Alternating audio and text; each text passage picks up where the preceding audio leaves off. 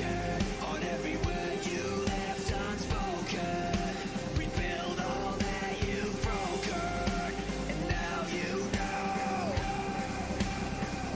I'll leave you choking on every word you left unspoken.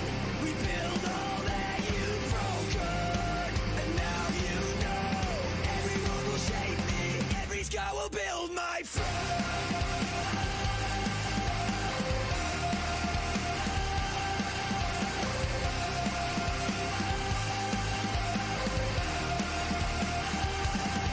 So you can throw me to the wall. Tomorrow I will come back, the year of the hope and leave me black and blue.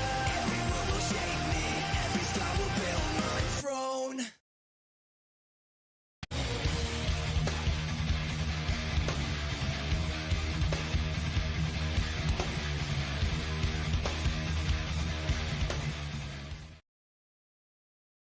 Welcome everybody here to Work TV live for the Unified iRacing League Buttkicker Cup Series Championship race here at the lovely Las Vegas Motor Speedway for 134 laps of 1.5 mile intermediate cup car action.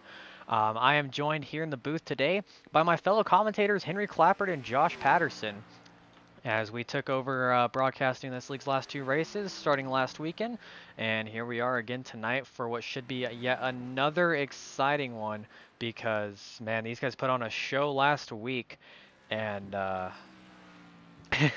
I don't really know too much of what to say. um I guess I'll start it out with some predictions here. Henry, you saw last week what we were able to visualize of what we're going to see out of these guys in racing action, and now with these guys on track here in qualifying. What is your hot take for this week? I think Taylor Benjamin is going to take the win this today. Think Taylor Benjamin's going to get it? Yep. He has I the fastest lap right now in qualifying. I could see that for sure. I mean, yeah, as we will pull up here on the side ticker, Taylor Benjamin is the fastest car on track by over a tenth over last week's winner, Derek Garrison. Josh, what's your hot take for this week? Well, speaking of Derek Garrison, he's won 15 races this year, 8 pole positions, 23 top 10s.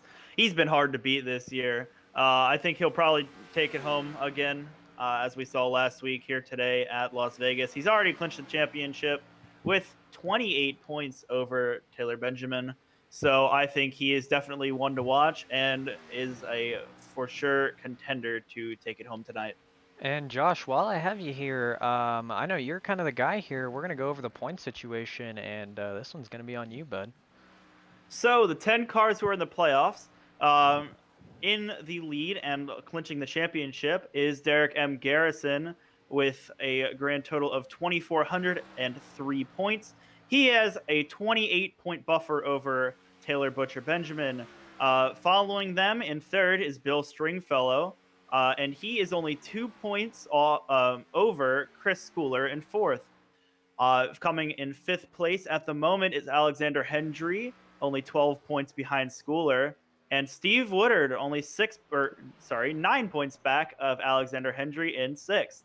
Brandon Thomas is in seventh. It seems as if he has secured that spot, 28 points behind Steve Woodard, and Eric Garrison 15 points behind him in eighth. Robert Didomenico in ninth, 12 points behind Eric Garrison. And Dakota Camper, who has not showed up to these past two races, in 10th in the playoffs, a far 119 points back, and he does not appear to be here this week either. Well, as you guys heard, I mean, championship is almost pretty much locked up by Derek Garrison with a pretty solid lead. But right now, I'm looking here in qualifying, and as this 33 of Woodard right here is rounding around Las Vegas Motor Speedway, trying to put down to his fast laps. It looks like Taylor Benjamin with over a tenth on Derek Garrison, but very close behind them as Stringfellow just 1/1000th behind. Chris Schooler just a couple hundredths behind. I mean, very close qualifying times for all these guys today. Well, Yeah. Henry, I know last week you said you were focused on Eric Garrison, the 9, Derek's brother, and you were focused on his comeback of sorts I guess you can call it a comeback. He didn't have a rear end, and he saved that faster pair up for later in the race. Um, what would you say is the guy that you think is going to be a focus point for today besides Taylor Benjamin? I think the focus today, I think the focus today is going to be actually the Garrison brothers, both of them, because That they got super fast cars and everything. But hopefully, Eric doesn't get into that wreck again like he did in the beginning of the race in Phoenix. Yeah, for sure. Well, um, man, 20 seconds left here in qualifying, and everyone has put down a time as there's no cars on track at the moment. So I guess it's a good time to look into our track info for today. As I've mentioned a couple times, we're at the Las Vegas Motor Speedway Oval, which track length is actually about 1.5 miles. I guess ATVO decided to round up on that one. Four corners, located at an altitude of 1,955 feet, located in Las Vegas, Nevada, obviously. Name kind of has it in there.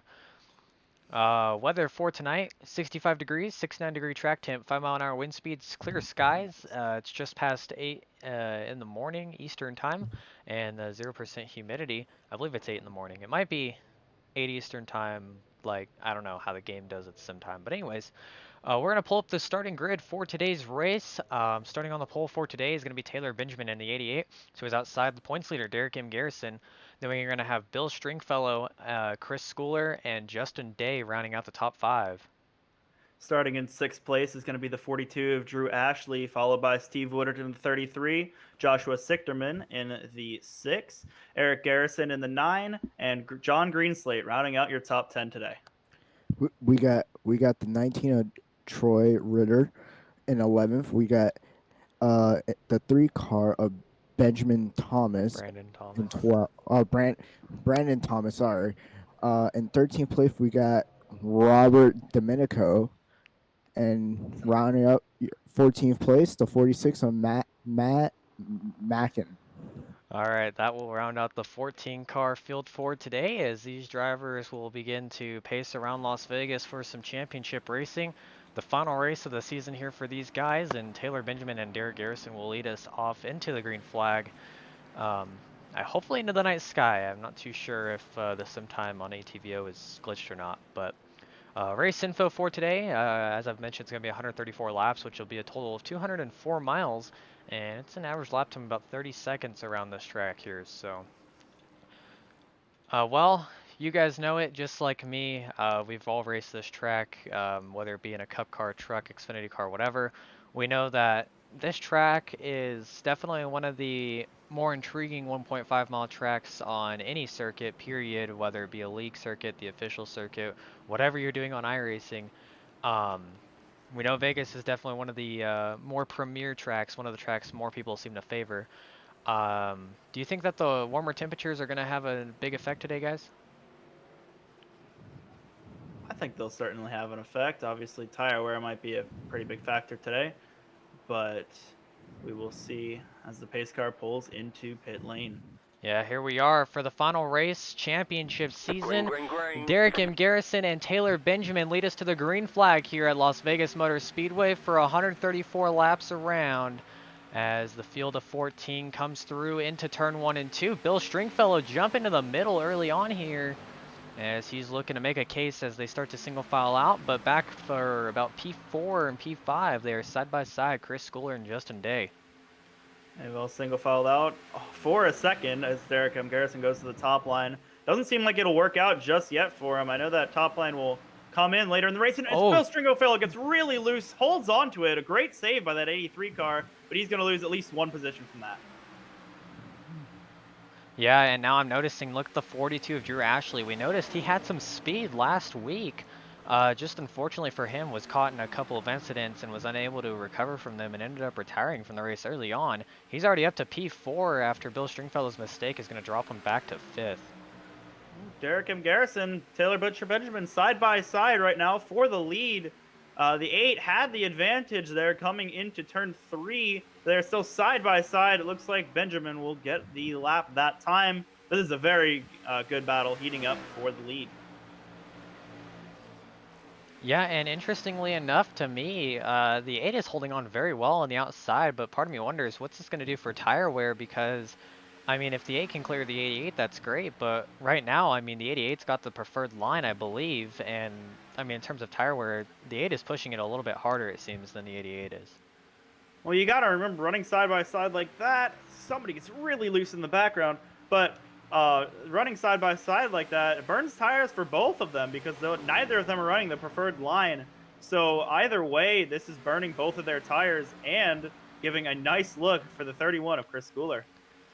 And back here for 5th, there's a little bit of a pack as Brandon Thomas looks to go to the inside of Eric Garrison going into 3 and 4 here.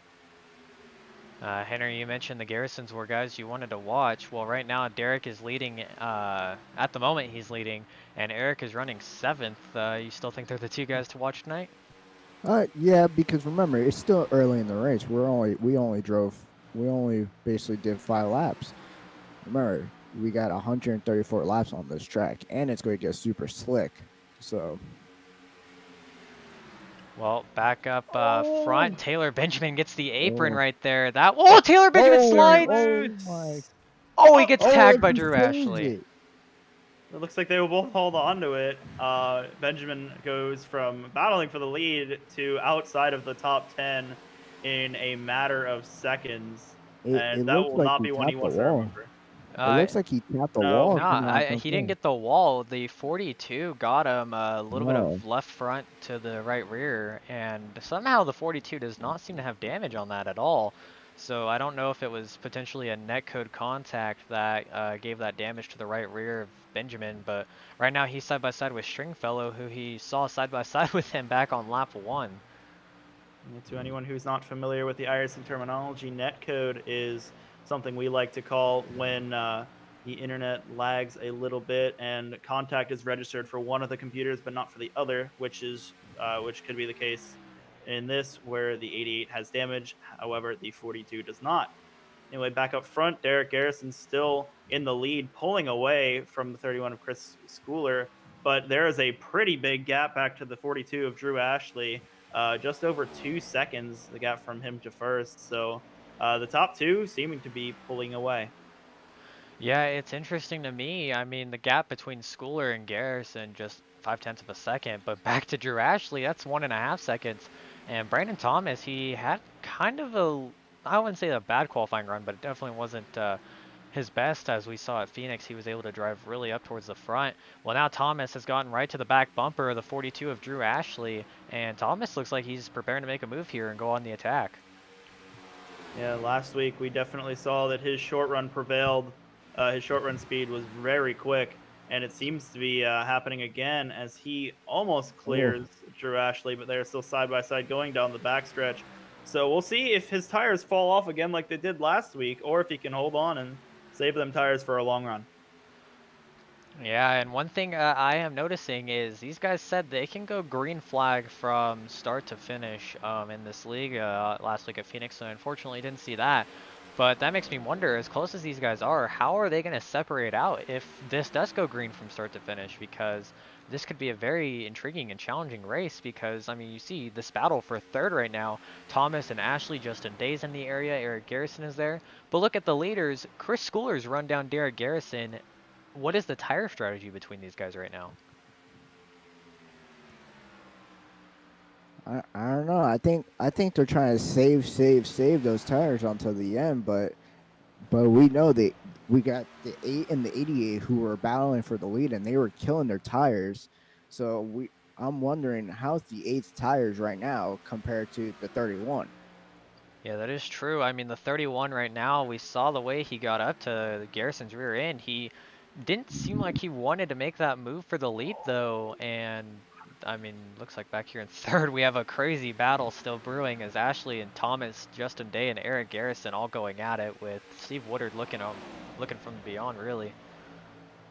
Yeah, 4 cars all under a blanket right now as just missed it on camera, but Brandon Thomas got really loose, which is what allowed the 42 to get around him. So it seems as if already his short run speed is going away and the tires are beginning to fall off of that car. So we'll have to see if Justin Day is going to be able to make a pass on him or if he'll be able to regather himself and start pushing back to the front. I'm wondering, I mean, Stringfellow and Taylor Benjamin, they're not really battling right now. They fell so far back. I mean, they were first and third, and now they're eighth and ninth. Do you think that with their early incidents, they're saving their tires while they sit back here and watch things like this battle with these four cars right now? Like, their tire strategy, they're probably looking to save more. Hopefully they change their steering ratios up because this one looks like it's going to have a long run if this goes green all the way. I mean, that would surely be impressive to finish off the season strong. Yeah. I don't know about I don't know about them, but these people right here, the 39, the 3, the 42, they're not going to save the tires. It looks like right here because they're all in a line, but here, it's like the 39 right here. He's going to make a move to the bottom. Yeah, for sure. I mean, when these guys are side by side, they're not really helping any of their cases, and certainly battling with each other doesn't help the tires at all. And I'm wondering if that's why the 9 of Eric Garrison, he's been part of this 4-car pack for a while, but he seems like he's kind of just backed it off and stayed behind whoever the 3rd car in line is. Right now, he moves up about half a lane to a lane, but I mean, for the time being, oh, Jesus, Justin Day, he gets a little sideways there. But yeah, as I was saying, I mean, the 9, he seems like he's kind of backed it off for the most part, stayed towards the back of this little 4-car pack, and I'm wondering if he's trying to save his tires up so he can get by these guys at some point as he jumps to the outside of Justin Day. And imagine for pretty much everyone in the field right now, they wanted to get themselves settled out. Obviously, it hasn't been that very settled for these spots 3rd through 7th, but I guess I'm assuming they're trying to settle themselves out and start saving their tires. But as you can see around the field, some of these cars are still getting quite loose off of the corners, and having a little bit of some moments. But either way, I think they're all trying to save their tires at the moment just to make Uh, sure that they'll be good for a long run. Troy Rittner has a Oh, lot of right front damage. I'm not sure, he might be pulling it into pit road. Maybe I don't not. know. I didn't quite see what happened. I was just going through the field and noticed he has a ton of right front, and he's a second and a half back on the car in front of him, which is Robert DiDomenico.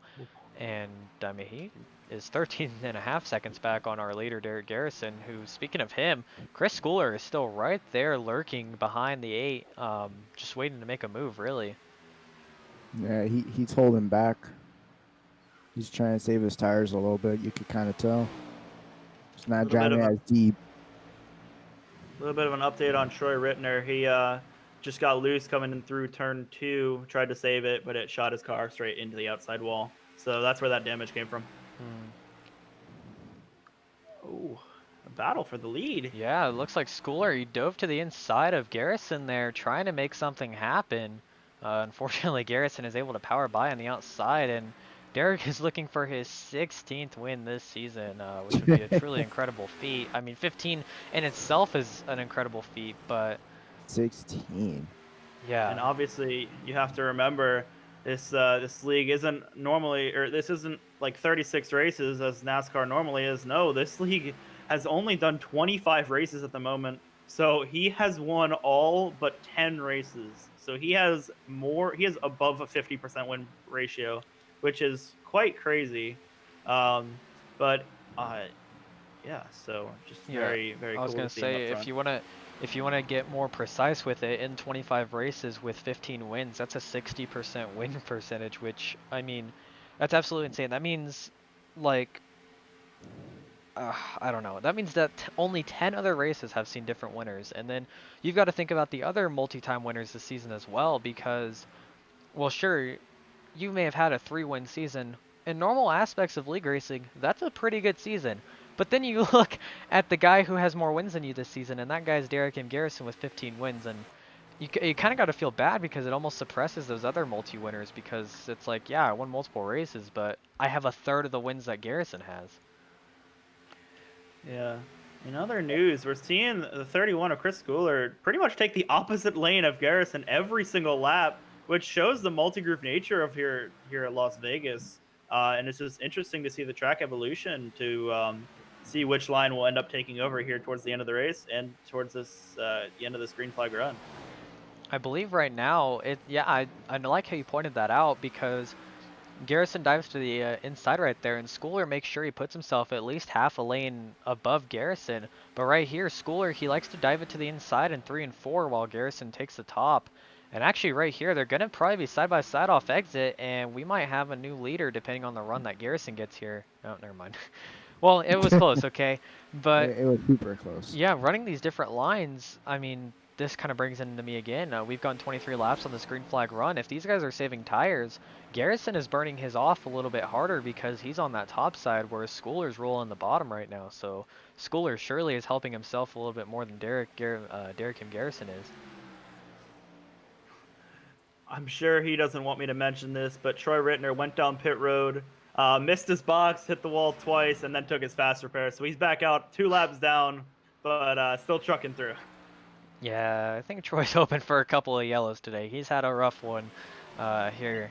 Luckily for him, it's the final race of the season, so he doesn't have to come back next week and bear the embarrassment of what happened the week before. But we all have Yeah. our bad nights in league racing, so it's bound And to hey, happen. obviously, if he gets the couple yellows he needs, he could be right back in this thing, and we could be saying he might get a top 5, top 10 out of this. So obviously, it's not over yet, and still a long way to go left in this one. Oh yeah, for sure. I mean, it's a 134 lap race, and we literally have 114 laps left. Well, no, I can't do math. 110. Yeah, 110. 109 now, but yeah. So I mean, we still got over 100 laps left in this thing. I mean, it's gonna be a long one. My favorite part about this though so far is through all the battling on track and stuff, Chris Schooler, he loses some time to Derek M. Garrison, but he still keeps a pretty consistent gap. I have not seen him fall further than 3/10 behind Garrison. I don't know if Schooler's trying to manage the gap and not push it so hard or what, but he's doing an excellent job of just keeping it around that 0 to 3/10 range. As I mentioned it, he kind of loses some ground, but he's still within 3/10, so he's doing a good job. It's still a very close battle up front for the lead. So still a really good one to watch, as well as there are battles going on throughout the field. For example, 4th place is between Eric Garrison and Brandon Thomas right now, as they are pretty close. And there is a gaggle of cars back from what seems like 6th to 9th. So still a lot of good battles going on today. Yeah, Bill Stringfellow, he was back to 9th. He's up to 7th, battling for 6th with Justin Day as he takes a little bit of a lower line. Day's going to get the exit off the corner because he ran that higher line, but I mean, Stringfellow, he looks to be pretty strong. Just had that early mishap, and that kind of changed his whole perception of this race as we see him dive once again to the inside of Justin Day. Man, Day's going to clear him here down into the tri-oval. So, I'm actually noticing a trend right now. Drew Ashley, last time around, fastest car on track, and he's actually taken down the gap between him and second place Chris Schooler quite a bit because Ashley has put himself under a second behind Schooler now, whereas he was about a second and a half just a mere 3-4 laps ago.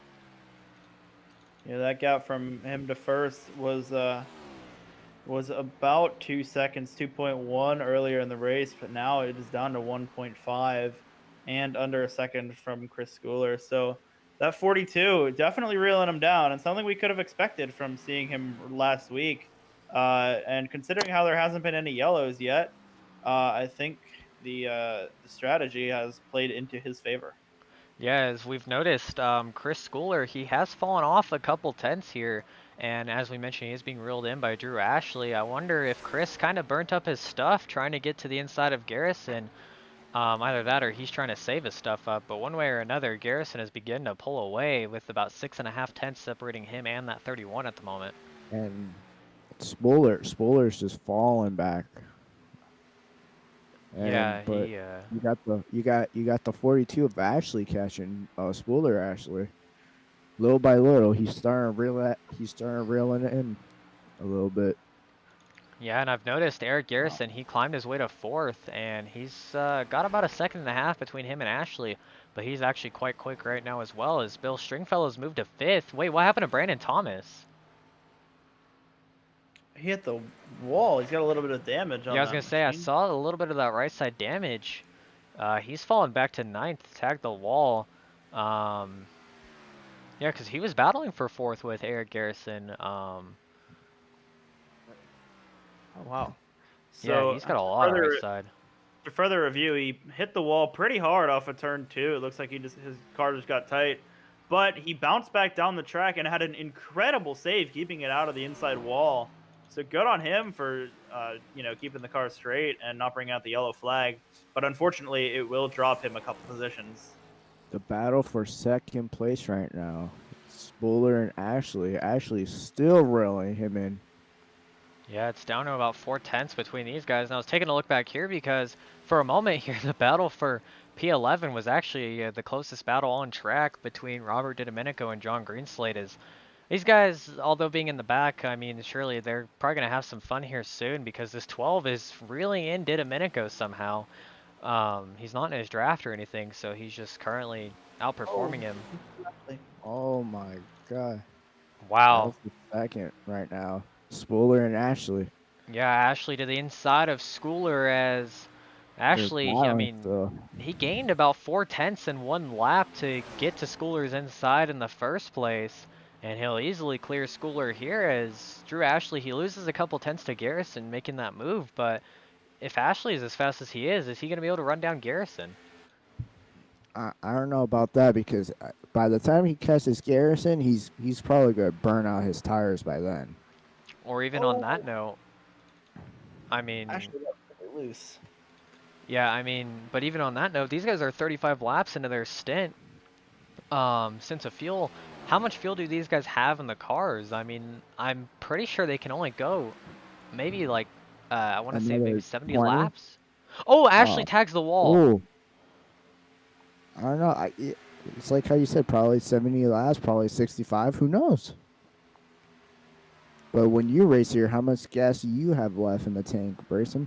Well, normally when I race here, I don't race, I can't remember the last time I raced a cup car at Las Vegas. Oh, wait, yes I do. Last time I raced a cup car at Las Vegas, I got wrecked, and I don't remember what the fuel run was there, but I'm pretty sure they changed the fuel run settings, so I don't know how much fuel we had in the tank for those races, but if I remember right, it was about 50 laps, so it's just a matter of, do these guys want to try to short pit, maybe try some sort of strategy there, because Ashley's lost over a second now to Garrison since taking over P2. But The fuel strategy is definitely coming into play, or it will, as these guys seem like they're keeping it pretty clean as of right now. So it'll be key to see over time who plays the right strategy and who doesn't, and who is really saving their fuel and saving their tires. I'm noticing a guy right now who's lost some pace. He's actually sliding down the back straightaway. That's a 39 of Justin Day. I wouldn't say he's struggling right now, but he has lost a few positions, and as I mentioned, he got loose right there coming off of turn 2. Yeah, I'm not sure if he's trying to save or if he's just falling off the pace a little bit, but I mean, Brandon Thomas, I feel kind of bad for him. He's about 4.5 seconds behind Justin Day. He really lost a lot of time there, and that damage has to be hurting him. Yeah, obviously, that damage is playing a factor into his race. But in other news, Derek Garrison has pulled away. That gap is about 2.7 seconds, 2.8 seconds at the moment. So he is about to have a 3+ second lead, which is something we saw last week as well, and just proves why he is a 15-time winner this season. 15-time winner, could potentially be a 16-time winner depending on how this race goes. And on top of that note, could be the potential champion as well. So, I mean, Garrison running up front, he told us last week in his interview, he said, I don't care if I've got the championship locked up or not, that he's going to be the guy. He goes out there, he puts 110% in every race. And, I mean, clearly he's not backing off today, letting the others race. He's out here full sending it. I think his mentality going into this one, he doesn't want them to battle for first. He wants them to battle for second. He wants first all to himself. And he is putting on a clinic here today. So definitely showing that mentality all the way through. I think the only way right now that these guys are really going to have a shot at him is going to probably be a yellow. But it would have to be like a short run yellow because so far it seems like there are some guys who can be competitive on a short run. I know another way that they can overtake him. Eric Garrison and Justin Day have just gone down pit road. So Oh, this could change everything. short pitting the leader here, the Garrison and Justin Day, starting off the pit cycles here. So these guys, based on this, could be making 2 or 3 stops in Oh this no, Justin race. Day missed his box. Oh Just by no, a little bit, but he has to back up a little bit Garrison's and already off of pit road. It looks like he Andrew. took fuel only in that 9 car. Interesting strategy there. I'm not sure how well that's going to pay off, as Justin Day took tires, so... No, he took He's all probably 4. Eric he's Garrison probably Garrison took took all four? hoping. 4 tires, Okay. which is It seemed like he wasn't Justin down Day's, pit road long enough. Justin Day's stop was just real slow, I think. Right now, though, Yeah, there you nobody go. else seems to be Oh. pitting. Yeah, I thought Garrison only took gas because if he only took gas, he was probably hoping for a caution for he could take the tires and top gas out. Yeah, and I mean, I think a caution would come to the benefit of this 3 car of Brandon Thomas, who's up here, as Joshua Sichterman is getting passed by Eric Garrison right now. Garrison obviously going a lap down because of him short pitting, so we'll see here if he can gain enough speed by short pitting to at least gain time on the leader. I think he was a little too far back to overtake his brother Derek as Brandon Thomas dives down pit road.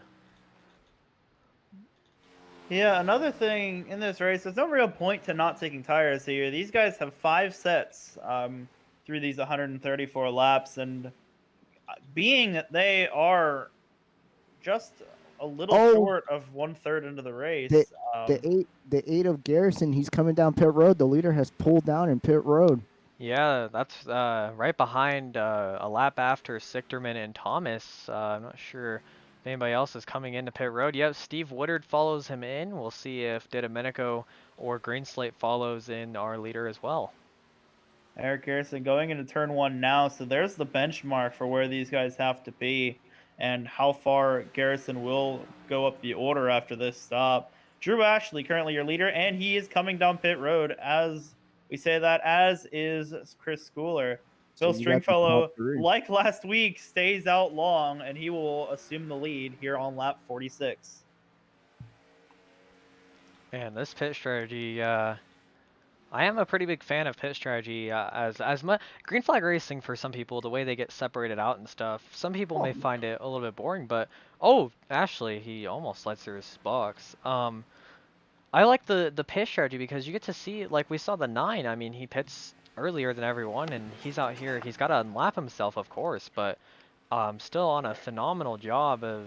He's actually gained time on the leader, Derek M. Garrison, who's right in front Quite of a him on lot of track time, right now. actually. Yeah, he gained, I believe, over a second at least. Yeah, definitely a drop in time. He's actually gotten around the 31, and going to be side by side with Drew Ashley. He will move himself unofficially up to 2nd place. So that pit strategy really played dividends for that 9 car. And Taylor Benjamin, he's going to get passed by Derek M. Garrison there, and he has not pit yet, so I would probably pit soon if I'm one of the 3 guys who stayed out so far and did Domenico, Benjamin, or Stringfellow, because otherwise Garrison's going to unlap himself, and then you're not going to gain any time at all. Yeah, obviously pit strategy really affecting everyone on track right now, especially these 3 that are staying out long. So we'll have to see how this throws a monkey wrench into the order when the pit strategies have finished. And obviously, with these 3 staying out long, they're either hoping for a yellow or they're going to be able to steamroll through the field once they get new tires on their cars. So we'll have to see them try to come back up to the front of the field. And one thing that I want to make a note of is when this cycle is out officially, of course Derek M. Garrison will still be the leader, but either Drew Ashley had a really bad pit stop or Eric Garrison was just that good, because Garrison would be P2 with Ashley 3rd, Schooler 4th, and Steve Woodard 5th, depending on when Benjamin, Domenico, and Stringfellow come out, as Benjamin is down pit road right now. And Stringfellow as well. So it looks like Domenico's going to stay out here, and I believe he's going to lead his first ever laps of, I don't know, Josh, can you check that? Is this going to be the 11th first laps led this season? I can check that. Um, you know what? No, I cannot. Doesn't have it up on the spreadsheet for me, unfortunately. But Uh, he is not yet the leader.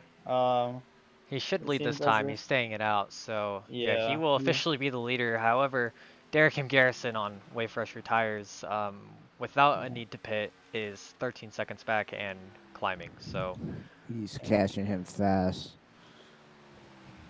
yeah, unfortunately for Didomenico, I think his lead is going to be quite short-lived.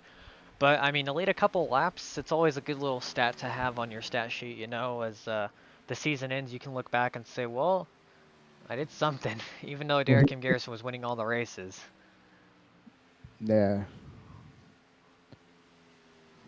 Yeah, this is actually a pretty good race so far. It's just everybody's so spread out, wrecks. We just see pit strategies. So, Yeah, I'm taking a look now, and Justin Day, who pit with Eric Garrison and missed his box, is 7th. Um, so he lost time on pit road. I would say the and biggest gainer was Eric Garrison for sure. As Chris Schooler gets by Drew Ashley here, potentially. no, they're still Not fighting. yet. Yeah, they're side by side here. This is for what will be P3 once the pit cycles, well, cycle through, as Didomenico has yet to come down pit road. He's still out there actually rolling the top in.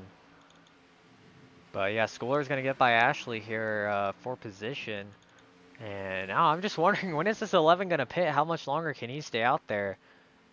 He probably saved all his fuel He's there. coming in this time, Oh, yep. never mind.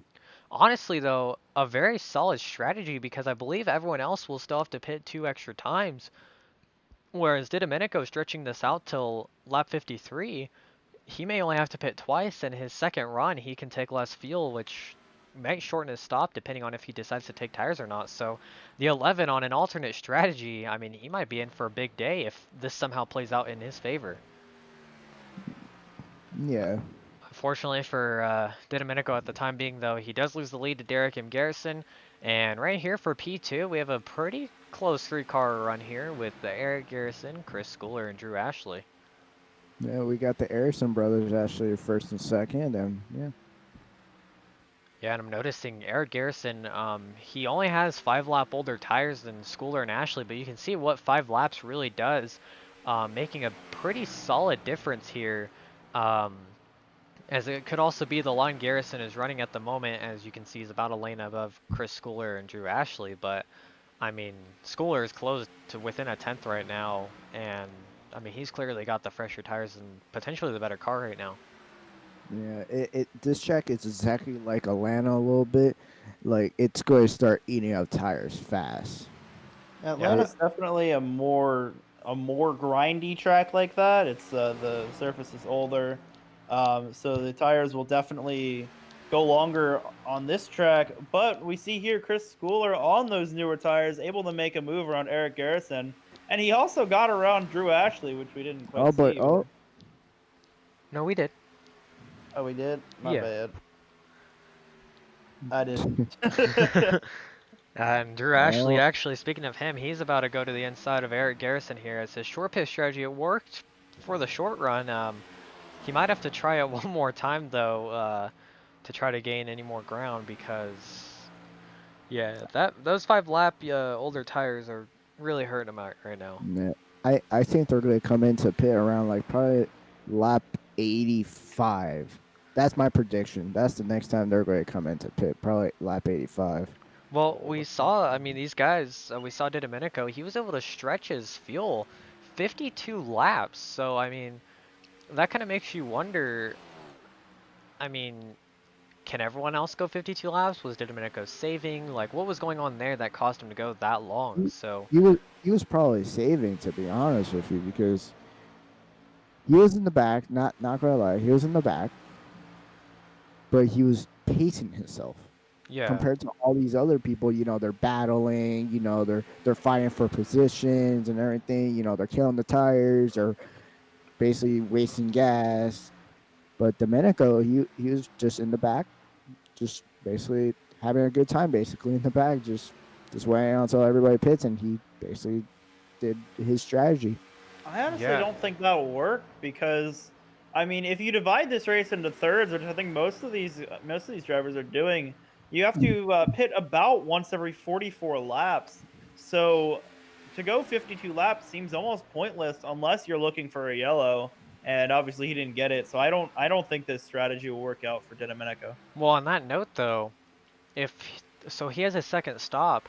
He could take the lead back from Derek M. Garrison. Of course, he'll lose it again when he comes down to pit, but from there he'll have about 10 lap fresher tires, so that could make a pretty solid difference. But I do see your point. You think a caution would be probably in his best interest, especially a late race caution at that. But the biggest thing I was noting is Henry was talking about how Domenico was probably pacing himself, and sometimes consistency is the best way to get things done. But you kind of have to find the happy medium between being consistent and being fast, and that's exactly what the 8 of Derek M. Garrison has done so far. Oh, smoke! Smoke on the back straightaway! I have no idea who it is. It might have been a blink. I believe it's Brandon Thomas. He's really slow. Thomas is getting was. passed. Oh, he spun. Thomas, having a rough day, spins off the track on the back straightaway. Yeah, he's a lap down. Brandon Thomas went around, but he kept it on the apron. Oh, he's so- sliding again. Oh, he's still sliding, going to turn The 1 and 3 2. having a rough time. We saw last week at Phoenix. He made some incredible saves coming off of what we deemed calamity corner, coming off of turn 4, where everyone seemed to be having issues all day last week. But right now that 3, man, he struggled. He pounded the wall early on in the first run, and I don't know. Did he pit? no, he didn't pit. It was just that spin. Side by side for second. Sorry. No, you're good.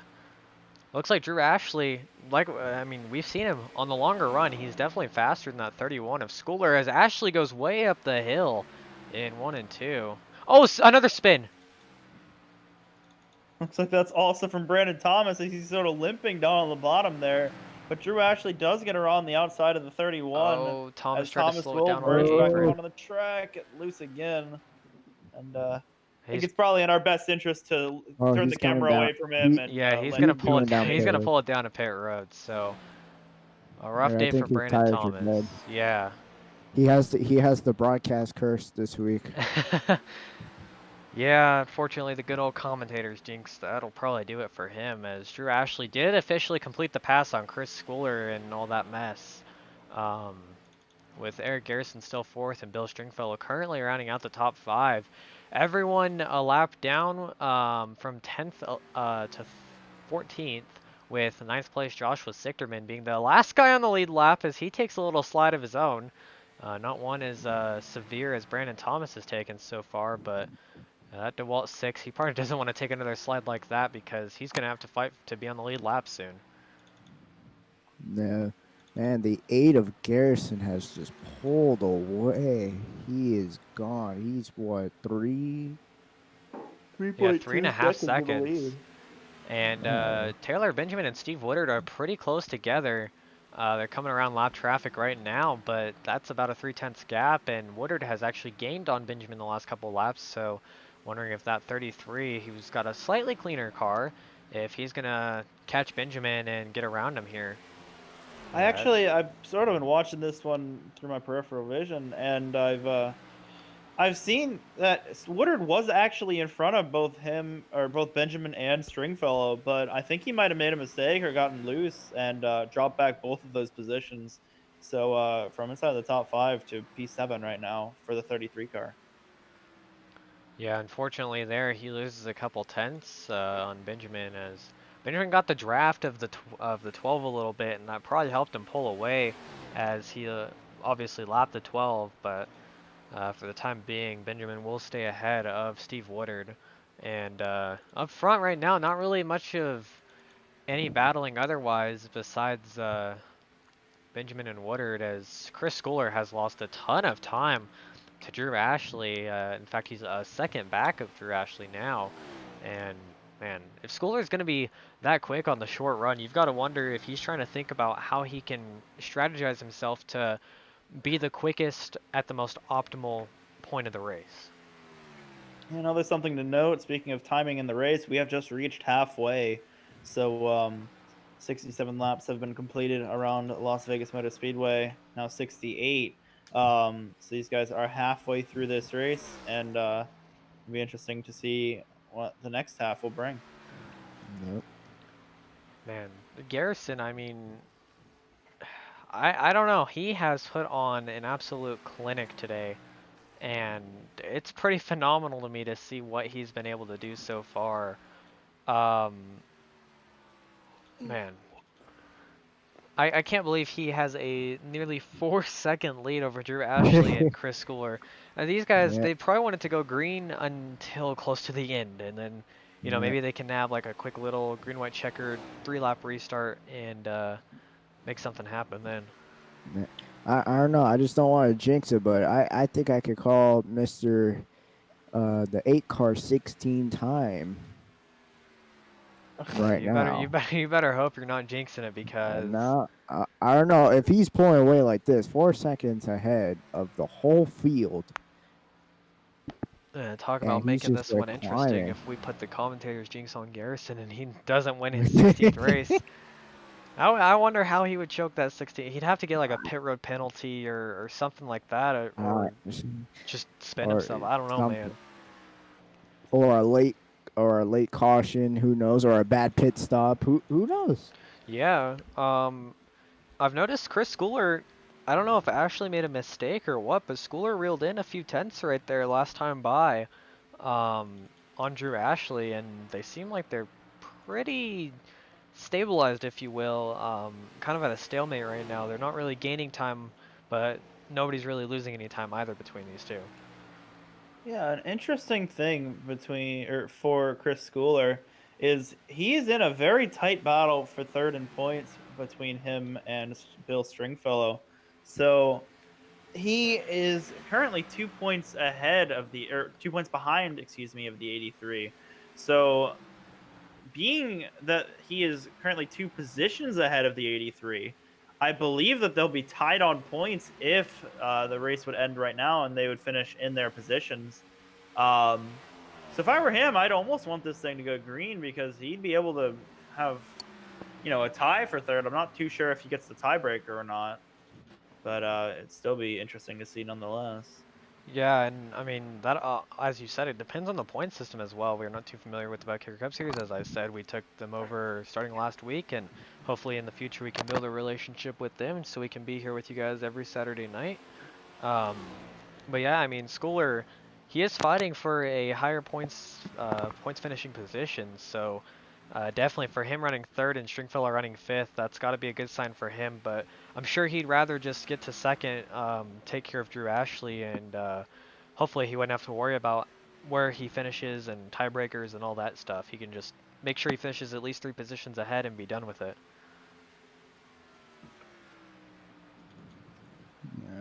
The 8 car of Garrison, he's gone. Yeah, he's up to 5 he- seconds now. That 8 yeah, car, I mean, he is putting on a clinic right he now is driving on rails right now. as we've He's stayed green gone. flag. I mean, he's just pulled away. I mean, I don't know That, what it is, man. I don't think I've ever seen a league where somebody's had this dominant of a performance, and I mean, I've seen quite a few leagues throughout my lifetime here, especially on iRacing, and I seen a couple actually, like our good friend Throughout this over entire at throughout an Max. entire season, though. yeah. Yeah, I seen at Where? our former friends of Ice Car, but now called ACOG. I still don't think I've I seen it don't know though. what Yeah. year. I want whatever you're on, man. I don't think I've seen that there. I mean, I know there's some competitive guys over in that league, but I don't think I've ever seen anybody on Derek M. Garrison's level of being this competitive. I mean, Flat out domination. Remember over there you got Hunter Oh, let's Johnson, Parker White. do a little bit of a. There you go. Uh, back to the action here in the Unified iRacing League, Buttkicker Cup Series.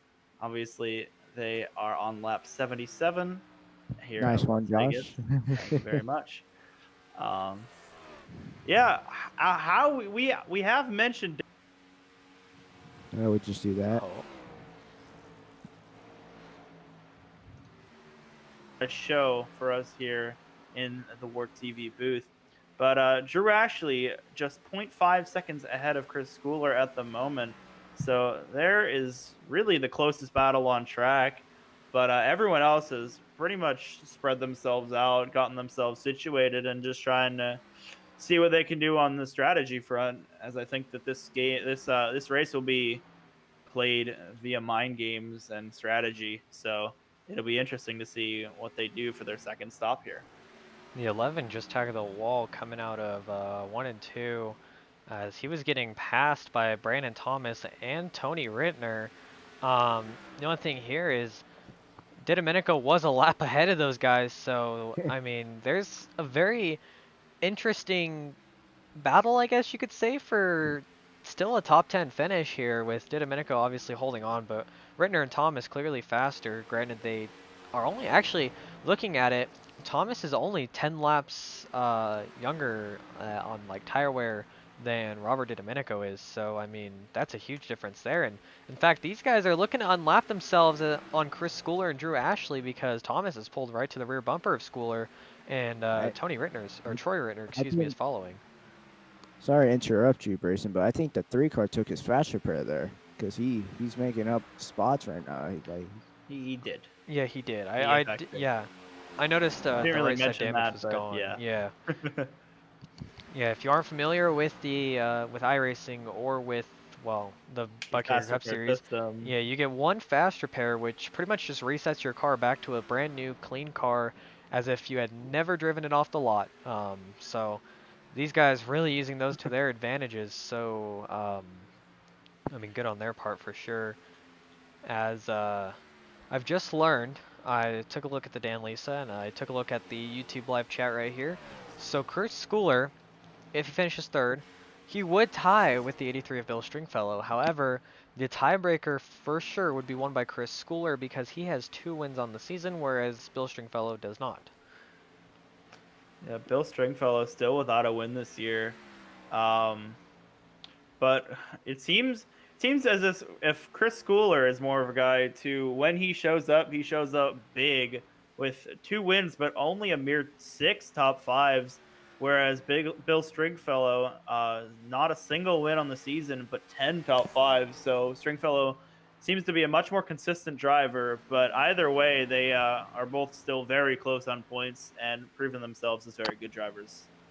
One thing I think is interesting about Stringfellow is we mentioned the wins being the tiebreaker. Well, Stringfellow was leading with under 10 to go last week at Phoenix, and unfortunately he became a victim of turn 4 and spun himself around to the inside wall. And man, that was a gutting finish, if I can put it that way, because Derek M. Garrison, of course, came out with the win, his 15th of the season, and I mean, man, the 3. Sorry, I kind of got sidetracked there. The 3, I didn't really see what happened. I just saw him kind of come up in front of Troy Rittner there, and I was wondering where that was gonna go. Yeah, they're seems like they're battling hard. Oh, Chris Schooler down on the pit road. Interesting strategy there. Here comes all the pit strategies now. Yeah, they're only on lap 85, so Hey, Henry said lap 85. That's when they're gonna start pitting. Lap 85, the second round of green flag pit stops begins. Henry, you went absolutely nothing for predicting that one correctly. But Derek M. Garrison, so now he's the guy we've got to look at, but he's not the only guy we got to look at. What does Drew Ashley do? What does Eric Garrison do? I think Drew Ashley and the Harrison brothers are going to actually come in the next 3 laps. I think you're getting a little too psychic now, but I respect the hustle there, man. No. Well, Bill Stringfellow, he's run down Eric Garrison later in this run. And Stringfellow actually has quite a younger set of tires, 9 laps to Eric Garrison's. And granted, Garrison was the first one to pit last time around. Taylor Benjamin is 1 lap older tires than Stringfellow. But the guy I'm looking at right now is Robert DiDomenico. How long is he going to stay out? And how is his strategy going to play into his favor? Because, I mean, we saw him take the lead last time around, so we'll see what that 11 can do this time. As I mentioned earlier, this race, it's about 44 laps to split it into thirds. Or this would mean that they should, in theory, to pull that strategy off, come down on lap 88 and they're just about to go on to lap 88 now. Um, Garrison does go on to lap 88, so this should be prime pit stop time. Oh my As goodness. here comes the battle for third. Yeah, the 11, he kind of got wiggled up into the wall, and Bill Stringfellow, he is seeing red right now, it seems, because he is on a rampage. He has absolutely run down Eric Garrison, and he might complete the pass here, and I'm not sure if Garrison might be saving a little bit, trying to extend the fuel tank, see if maybe having fresher tires towards the end is going to help him or what. But, I mean, that 83, he's absolutely run down the 9, and he's looking to make a move here for a podium finish. We'll see if he can get it done, as he's right on the back bumper of the 9 right now. And I'm still watching the 31 of Chris Schooler. I'm curious how much Oh, time Taylor he's gonna Benjamin down gain pit here. road. Benjamin down pit road Sorry as to well. interrupt you there. No, you're all good. But Chris Schooler, I have a feeling. Well, he was about less than a second away from Drew Ashley going into pit road there. So I'm curious to see what the gap is coming off of pit road. And obviously, after a long run like this, and a big tire difference, I'm curious to see how those tires will fall off compared to those around him, because his tires are so much newer, or what will be older Yeah. when they all pit. Well, you know what interests me about Schooler is it seems like we've seen him. He definitely has short run speed. He seems like he's faster on the short run than Drew Here's Ashley. The, Yeah, he seems like he's faster on the short run than Drew Ashley, at least. I'm not sure about Garrison, but so Schooler pitting early, I mean, on the short run he'll be quick, but on the long run, I mean, he's kind of set himself up for the long run. He can make it to the end on fuel based on what we saw out of Robert DiDomenico. It's just a matter of how quick is Schooler gonna be and can he maintain that speed? I mean, we see Garrison pit now. Well, we saw Schooler pit 5 laps ago. So there is a 5-lap difference in tires. There's a 5-lap difference in fuel. And that's the difference of strategies here when we have a race that goes green like this. Yeah, also Bill Stringfellow, Eric Eric Garrison. Garrison, and Steve Woodard all down pit road on this lap as well. And here comes Drew Ashley to follow, cover Oh, somebody cover missed their the 8 pit off. stall. I believe it was Woodard. Seemed like he overdrove it a little bit. And Stringfellow, he really spins the tires coming off of the pit road. He kind of seemed like he was like stalled in his, just spinning the tires up in his pit stall. I'm not sure what's going on there, but Chris Schooler gets massively closer to Derek Garrison than he was earlier on. If memory serves right, about 6 seconds was the gap on the pit, but now it'll be much, much closer. Only about a 1.8, 1.7 seconds between the two of them. Obviously, that gap will grow monumentally over time as Chris Schooler's tires will fall off. But unfortunately for Robert DiDomenico, he is already behind the 8 of Derek M. Garrison, so his Oh. strategy doesn't seem to work, which is unfortunate to us. the 11 of Ritter is pulling into pit road. The 12 is pulling into pit road here.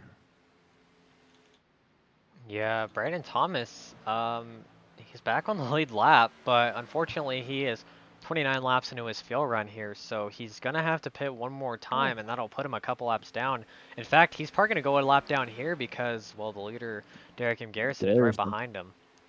But I've got to wonder here, if Thomas can play some sort of, never mind. I was gonna say, can Thomas play some sort of roadblock on Garrison, maybe help Chris Schooler out a little bit? The answer was a quick, short no. Yeah, Okay, so here's something to look at. Chris Schooler has pulled a 6.2 second gap over Whoa, he Drew got loose. Ashley. Yeah, he did get loose, but a huge gap now between these two from what was such a tight race.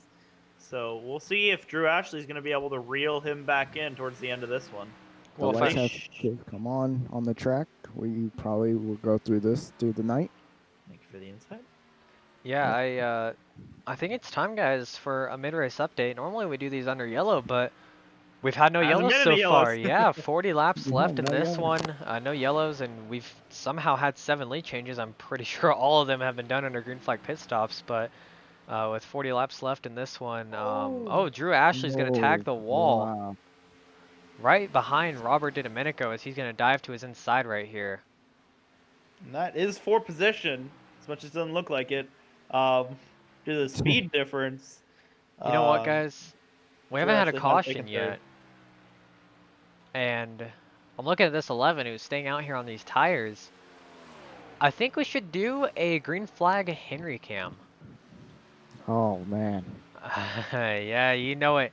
Henry, run us through a lap around Las Vegas Motor Speedway with Robert DiDomenico coming off of, coming through turns 3 and 4. Run us through a lap, Henry, starting now. It looks like he's running the mid. Not a preferred line, but you know it's his line. He wants to run. He's driving. It's not me driving. So coming into turn 1, he is running. He's basically he's running a little high there. But coming out of turn 2, he drives the car a little bit close to the wall to try to get that speed, like try to get the run a little bit. Coming 3 and 4 is the same thing a little bit, but 3 and 4 coming out of 4, he stays in the middle, like you know. Thank you, Yeah, Henry, for wow. that. A little insightful run there is unfortunate for DiDomenico. He is just dropping positions majorly at this point. I mean, he's got 44 lap old tires. He's just staying out there though. He's trying to make his way to lap 100, I'm assuming. I mean, And I don't know if you guys saw, but you didn't guys see the steering wheel of Domenico, did you guys? no, I didn't. It was basically to the left, like 90 Like he might degrees. have like steering damage almost. I don't know. I think he changed his steering input or something like Offset. that. Yeah, offset. I mean, there's potential for that.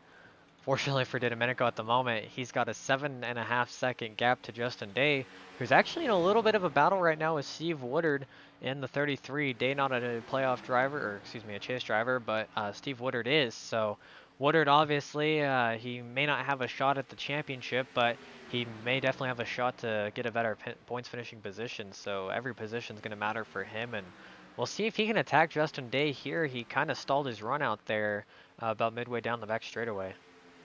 So I think we missed something pretty important a little bit ago. Joshua Sichterman, somebody who we have not talked about all day. There's a reason for it. He's been gone from the race for about 18 laps. He made a pretty big impact with the outside wall coming through turn number 2, and he just brought it down pit road and retired the car from there. So yeah, he is out of this one, and it has moved everyone who is laps down up 1 spot. I saw Brandon Thomas inside of the top 10. That must and have DiDomenico been is still ahead of him. But that must have been under yeah. pit strategy because, yeah, about 18, 19 11. laps ago, must have been right at the beginning of it. Right before it, yeah. Because it lap was 80, like lap specifically. 81, 82. It looks like that may have happened. So Either way, a tough end to the season for Joshua Sichterman, but we will look on the 12 remaining cars, as everyone is pretty stranded right now. you know, Joshua does have a positive to this one.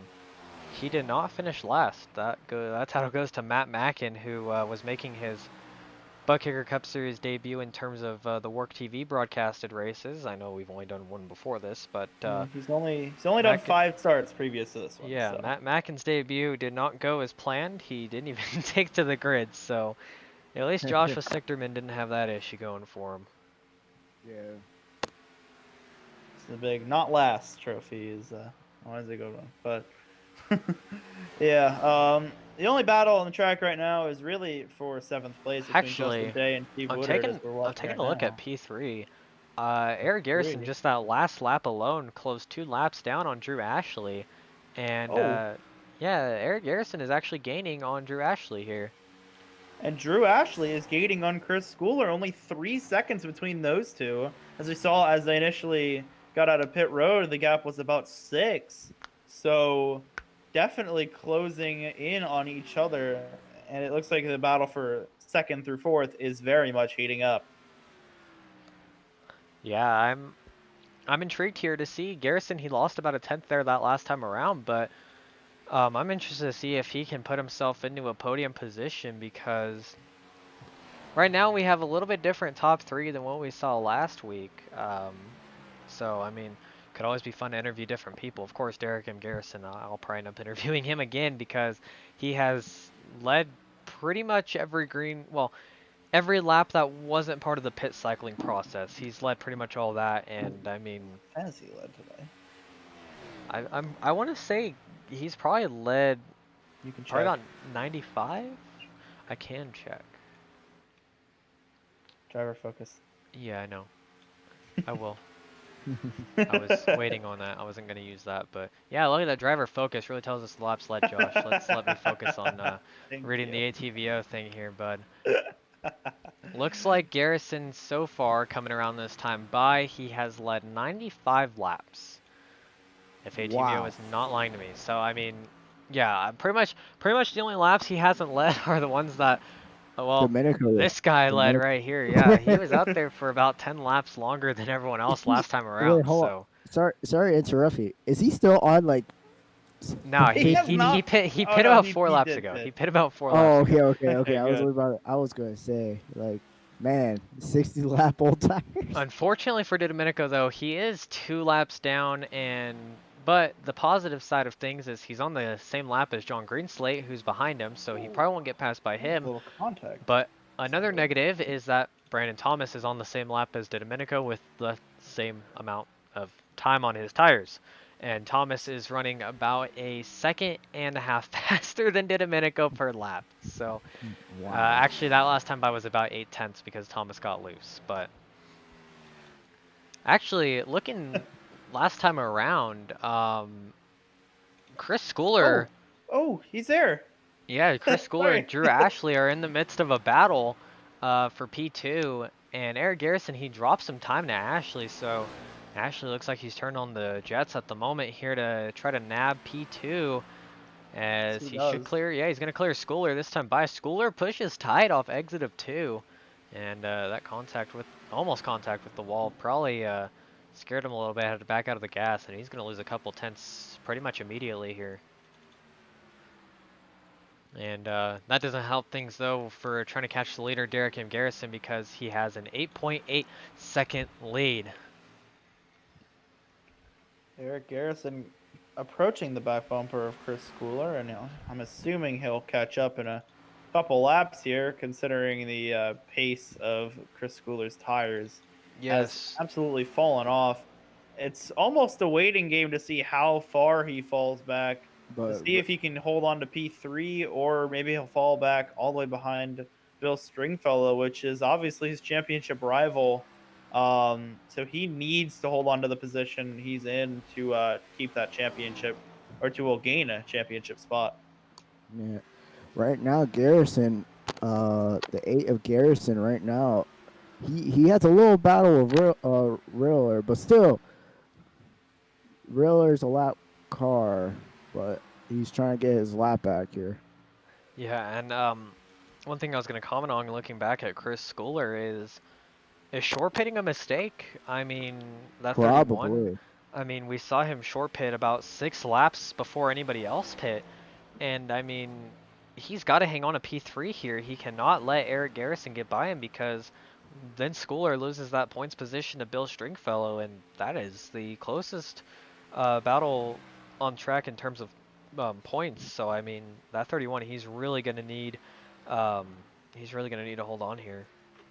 Yeah. However, as much as I said earlier that Chris Schooler is falling off and Eric Garrison will be able to catch him, that gap's been staying pretty stable, and it seems as almost if that Chris Schooler is actually pulling away from Eric Garrison again.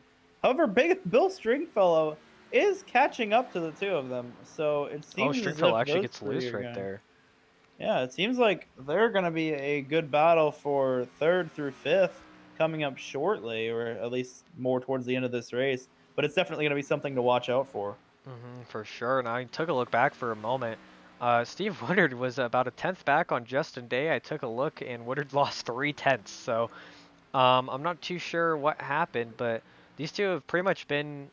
It's weird because I've been watching this battle, monitoring the leaderboard, and Woodard goes from like 1/10 back to like 5/10 back, and then he goes to like 1/10 back and 5/10 back. It's almost like every time Woodard gets in the dirty air of Justin Day, it gets really close to him. He just can't make the move.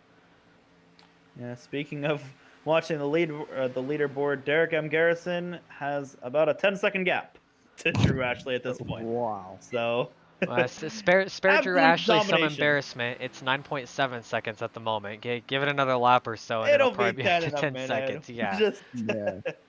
Gosh, these But- guys are probably praying for somebody to make a, well, I mean, obviously not themselves, but they're probably praying for somebody to make a quick mistake, get a little loose maybe, accidentally spin in the track, and make this race interesting because for a guy like Drew Ashley, you're not a chase driver. In fact, you're the only guy in the top 5, actually make it the top 6 who's not a chase driver, and you're one of 2 guys in the rest of the top 10 who's not a chase driver. Oh, Never he's mind, in you're the gonna wall. ride the wall. Okay. Anyways, as I was saying, Drew, he's here to win. He doesn't care about points. He's not in the chase, so he doesn't really care about that. But at the moment here, I think Drew might want to focus on caring about keeping that car clean because he just tore the right side down on the outside wall right there. Obviously, that'll affect him for the rest of the race. So it'll be key to see if he starts falling back into the hands of the 31. And speaking of falling back into the hands of Bill Stringfellow, has almost caught the 9 of Eric Garrison, as Garrison has seemed to slip back a little bit. So Bill Stringfellow getting that position on the 9 will actually secure 3rd place for him in the championship. So something very big to watch out for right now, as he is gaining and gaining fast. Unfortunately for Stringfellow, he has a lap car in Brandon Thomas, who is much faster because he's on much fresher tires. In fact, Thomas is about 12 lap fresher tires. So, I mean, with Stringfellow catching Garrison, no. Thomas is going by on the outside. Thomas says, look, I'm going to Gliding unlap around the myself. outside. I don't care about your guys' battle. I've got my own race to focus on. And actually, Stringfellow, he might be able to use the draft from Thomas to try to engage with Garrison here, because Garrison's going to get forced to the outside as Thomas looks to the inside to try to unlap himself. Well, Garrison has been running that middle line, so it's not like the bottom has been crucial for him, but he goes a lot higher this time. Stringfellow goes all the way down to the bottom, and that battle is going to be very close coming off of turn 2. Yeah, this is huge for Chris Schooler right now. I wouldn't say looking in his mirror, but he's definitely looking at his relative, because, I mean, he's seeing this battle and he knows this is kind of out of his hands at this point. He's put himself in a position, 2 positions ahead of Stringfellow, to hold this points position. And I mean, if Garrison can't hang on in front of Stringfellow, then it's almost hopeless. I mean, Well, you've got to go get 2nd place. Yeah, you did see Drew Ashley get into the wall earlier, Eric really Garrison. loose for both cars. But you did see Drew Ashley get into the wall earlier, so now if Bill Stringfellow can get by the 9 of Eric Garrison, it's going to be time for Chris Schooler to put on the Jets, and the 83 will do just that, and Bill Stringfellow up into 4th. So Chris Schooler right now, mark it down, 1.6 seconds back with about 13 laps left in this race. So, Put up a monumental charge here. yeah, he's going to have to gain quite a bit of time per lap, over a 10th. I believe it's probably about, I don't know how much. More than a 10th a lap. Yeah, probably about a 10th and a half to get in front of him. So this is going to be huge, but Schooler gains a whole 10th that lap. So we'll see if he's able to wind up that car and run down Drew Ashley as he gains another half a 10th. He gains another 10th. Chris Schooler has gained 2.5 tenths in the past lap and a half. Unfortunately, gets loose there, so he'll lose some time. But okay, well, he was starting up that charge that we were talking about. He's pushing. You can see it. He's getting loose. He's pushing as hard as he can inside of that 31 car, giving it everything he can with just coming to about 12 laps to go. And don't look now, but all hope may not be done for the 31, even if he can't catch Ashley, because Garrison, although he did get run down and passed by Stringfellow, he has not lost Stringfellow yet. He's actually staying within 3 tenths. He's very loose. Yeah, but he's loose, but he's staying within position to maybe reel in the 83. Maybe he's saving his stuff up. That's how the 83 caught him. I mean, who knows at this point, but man, it's not over yet. But Schooler, he does have to continue to try to charge up to catch that 42 of Ashley, who's visible on track, but That's still 1.5 seconds, so it's going to take a little bit of a mistake from the 42, another slap to the outside wall perhaps, maybe getting a little sideways. Something might have to happen to that 42 for the 31 of Schooler to get him.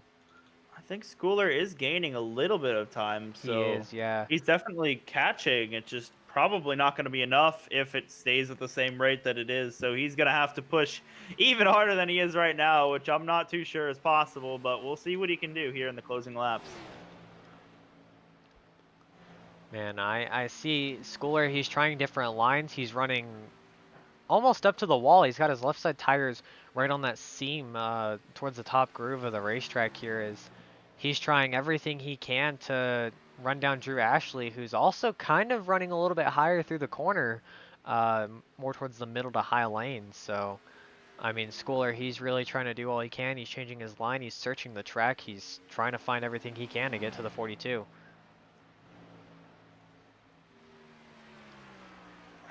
Not much time left in this one, and the gap doesn't seem to be decreasing as much as we thought it was. Seeming actually pretty stable right now, as Schooler seems to be about the same pace as Stringfellow behind, but obviously 3 seconds in between those two, so that won't be a factor. So it will definitely, for him, be a factor of getting Drew Ashley into the wall, or Ashley making some kind of mistake towards the end of this one. But if that doesn't happen, it doesn't seem like there is any chance that Chris Schooler will be able to go up there and actually pass the 42. Yeah, unfortunately, I just watched Schooler kind of fishtail it off exit of 2, and I mean, that might be all she wrote unless there's a mistake by Drew Ashley because, I mean, Stringfellow, he's gapped Eric Garrison by a second, and I don't think Garrison has enough in the tank that if he was saving, he can just magically push and get to Stringfellow again. Man, I mean, it's been good though watching this points battle because Schooler, he's been third pretty much all day, and I mean it sucks for him because Stringfellow he had the mistake early on, and I mean it's gonna take a mistake from Stringfellow or a mistake from Ashley for Chris Schooler to take that points position away. So remember, Bill Stringfellow did qualify up front, so it wasn't a matter of speed for him. It was a matter of getting back to where he was. But speaking of speed, Derek Garrison is up to 12 seconds with the lead, coming with 5 to go. It is mind-boggling to me how many laps this guy has led today. As he comes down the front straightaway, he leads yet another with just 5 laps left in this race. Derek M. Garrison's pretty much led them all. I mean, aside from the select few we had under pit cycle conditions, there's not really any 2 cars close enough here that a caution may occur. And I mean, could we be seeing the coffin being closed here on this season? Oh, absolutely. It seems like a pretty well recapped season. Oh, Brandon Thomas! Oh He's man, gonna is that save good? it No, again. Wow. But as I was saying, the season looks pretty summarized in this race. Derek Garrison leading by a wide margin, and Chris Schooler and Bill Stringfellow battling for third, just like they are in the points. So interesting to see this one come to a close as we are coming to just 3 laps to go at the moment.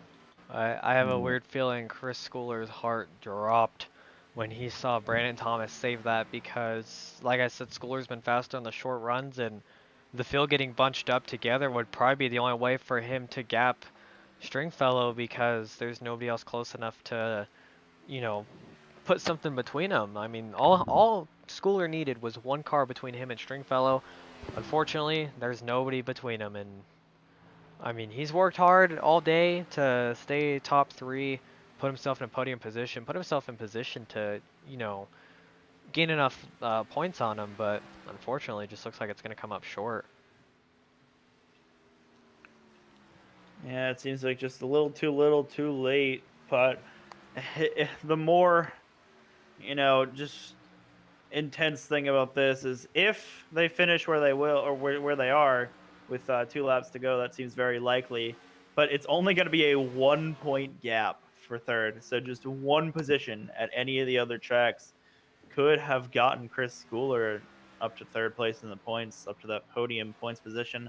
As we take the final lap here in the Unified iRacing League Buttkicker Cup Series here at Las Vegas. It's been a long season for these guys. Unfortunately, we were only around for a short ride, but it's been a fun one here the past couple weeks in the booth with Josh and Henry and everyone here at Work TV. As coming off of turn 4 for the 16th time this season, not only will he win the race, he will be crowned champion of the Unified iRacing League Buttkicker Cup Series. Derek M. Garrison crosses the line, 134 laps green to checkered, and a dominating performance capped off with a championship for the number 8 of Derek M. Garrison. Congratulations, Derek. What a season, and man, what a race. Certainly, what a race for him. Oh my Yeah. goodness. Wow. Sorry, I've never seen black smoke before. That is the first today. Yeah. But no, Drew Ashley comes home second, Chris Schooler third, Bill Stringfellow fourth, Eric Garrison fifth, rounding out your top 5 today. But yeah, what I was talking about slightly after the line, Drew Ashley hit the wall hard, and black smoke came billowing from the front end of that car. So yeah, but Derek M. Garrison does his burnouts here at Las Vegas.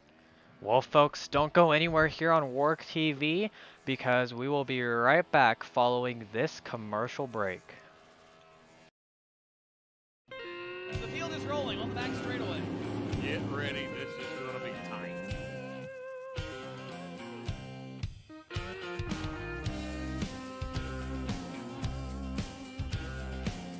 Out of turn 4, ladies and gentlemen.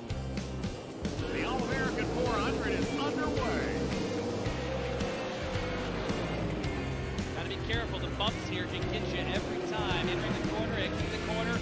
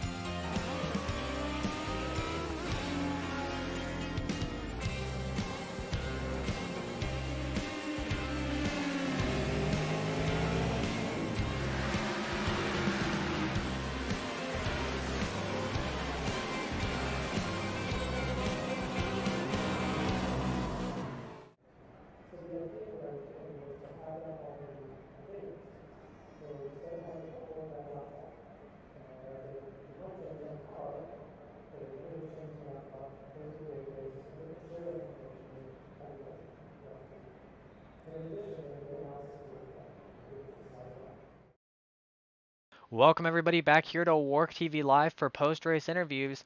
My name is Bryson Collins, and we're going to drag in our race winner, Derek M. Garrison. We're going to see if he's in a call and bring him in here.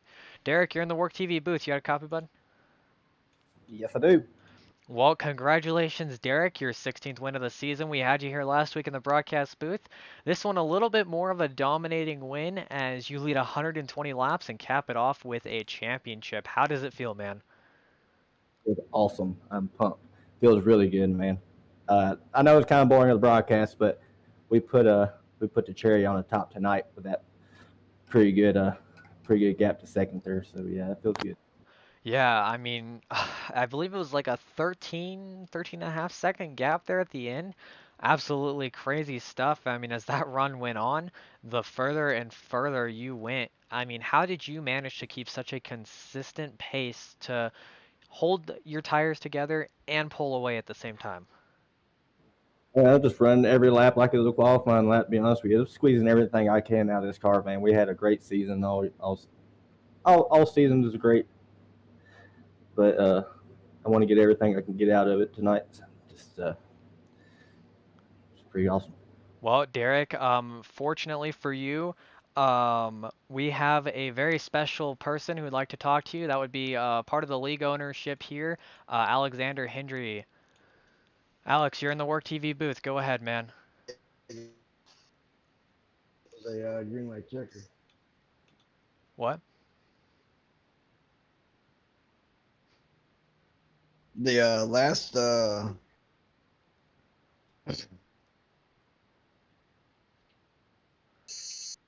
think he's having some lag issues here. We're going to give him a minute to sort that out. He sounded like he was cutting out for a moment. All right, we're going to have to continue the interviews here, so we'll see if we can get that sorted out for later in the race. But otherwise, Derek, congratulations on your championship run here, man. And, well, Derek, before I let you go here, do you have anybody you want to thank tonight? A long list. First of all, I got to thank my brother and Steve, GGR. Every admin of the part of this UIL league. Thank you to everybody for putting on a great show this season. Thank you to y'all for stepping up and doing a broadcast these last two races. Aftershock, Chevrolet, iRacing, everybody just puts all this together for us to do. And I think that's about it. All right, man. Well, let me see here. I'm trying to see if one last time we can drag the league owner in here to give his congratulations. Not too sure what happened there. It looks like we might have to let that go. But congratulations once again, Derek, on the victory today, and we're glad to have you with us here in the broadcast booth today. Congratulations on winning the championship. Appreciate it, man. Y'all have a good night. All Thank right. y'all. You do. All right, guys, that was Derek M. Garrison. Now we're going to bring in P2, which was Drew Ashley. Josh, if you can drag Drew in. Drew Ashley, you're in the Work TV booth. You got a copy? Yes, sir. Well, that was a long green flag run, and you and Chris Schooler were battling for most of the time. How did you end up pulling the strategy on him and holding him off towards the end of the race? Really, I think he pulled the strategy on himself, to be honest, because he pitted about 10 laps earlier than what would have been keeping it an even 3 stints. Yeah, well, he definitely pulled an early pit stop there. You ended up getting into the wall out of turn 2, about halfway through the run there. How did you keep the damage from affecting you towards the end of the race, and how did you save the tires enough to keep a consistent pace? Oh, yeah, I just got bored there for a little bit, thought I'd mix it up. No, I just got a little tight there, and because the track actually, once it got nighttime, it was a lot tighter than it was earlier in the race with the sun out, and I had been kind of just saving tires the whole entire race, really, and that mainly the difference maker there. All right. Well, before I let you go here tonight, do you have any team sponsors you'd like to thank for not only this race, but for the season as a whole? Yeah, I'd just like to thank Bob and the guys, and we've had a bunch of races that have been caution free, and that's not something you get very often, and it plays kind of into my strengths. So just thanks to everybody for keeping it clean. All right. Well, thank you for joining us in the Work TV booth. You have a great night now. Yep. See you guys. That was Drew Ashley and the number 42 car. He finished second tonight.